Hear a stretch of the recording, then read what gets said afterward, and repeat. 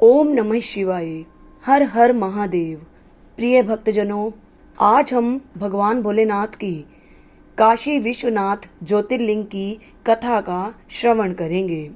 यह कथा बहुत ही फलदायिनी है और सावन में भगवान भोलेनाथ की इस ज्योतिर्लिंग की कथा को सुनने और कहने से भगवान भोलेनाथ सारी मनोकामनाएं पूरी करते हैं और मनुष्य का कल्याण करते हैं। प्रिय भक्तों, महादेव की इस पावन कथा को शुरू करने से पहले मैं आपसे प्रार्थना करती हूँ कि आप इस पावन काशी विश्वनाथ ज्योतिर्लिंग कथा को पूरा अवश्य सुने।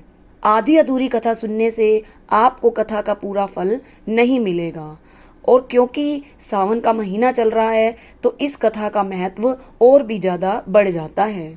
और इसी तरह की धार्मिक कथा और कहानियों को सुनने के लिए आप हमारे YouTube चैनल को सब्सक्राइब कर लें और वीडियो को लाइक और शेयर ज़रूर करें। तो आइए चलते हैं भगवान भोलेनाथ की काशी विश्वनाथ ज्योतिर्लिंग की पावन कथा को आरंभ करते हैं। काशी विश्वनाथ मंदिर भगवान शिव के 12 ज्योतिर्लिंगों में से एक है। भगवान शिव का यह मंदिर उत्तर प्रदेश के वाराणसी शहर में गंगा नदी के किनारे स्थित है। इस मंदिर को विश्वेश्वर नाम से भी जाना जाता है। इस शब्द का अर्थ है ब्रह्मांड का शासक। काशी विश्वनाथ मंदिर प्राचीनतम मंदिरों में से एक है और इसका इतिहास हजारों साल पुराना है, जिसका जिक्र हिंदू पुराणों में भी मिलता है। शिव के भक्तों के लिए इस मंदिर के दर्शन करना स्वयं भोलेनाथ की कृपा पाने के समान है।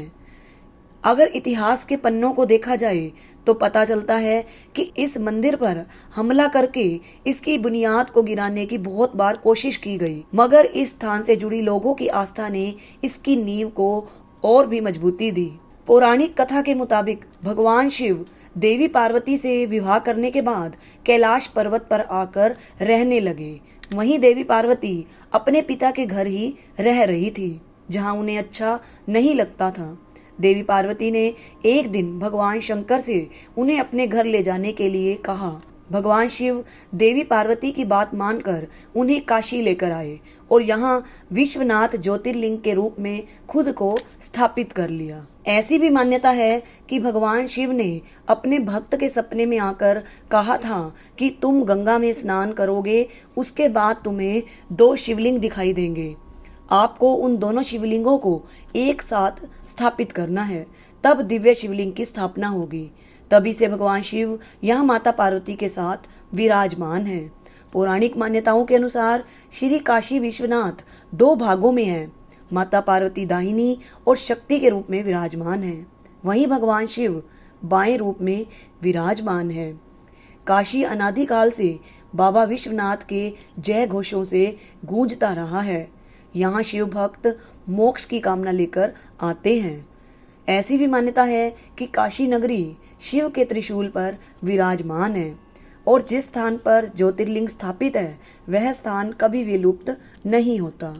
एक अन्य कथा के अनुसार काशी विश्वनाथ मंदिर से जुड़ी एक बहुत ही दिलचस्प कहानी है। इस प्राचीन कथा के अनुसार एक बार विष्णु जी और ब्रह्मा जी में इस बात को लेकर बहस होने लगी कि दोनों में से कौन अधिक शक्तिशाली या श्रेष्ठ है।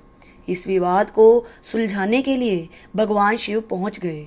महादेव ने एक ज्योतिर्लिंग का रूप धारण कर लिया। इसके पश्चात उन्होंने भगवान ब्रह्मा और श्री हरि से इसके स्रोत और इसकी ऊंचाई का पता लगाने को कहा। इतना सुनते ही ब्रह्मा हंस पर सवार होकर आकाश की तरफ उड़कर स्तंभ के ऊपरी सिरे का पता लगाने के लिए चले जाते हैं। वहीं दूसरी तरफ भगवान विष्णु एक शूकर का रूप धारण कर लेते हैं और पृथ्वी के अंदर उस स्तंभ के निचले सिरे की खोज में निकल पड़ते हैं।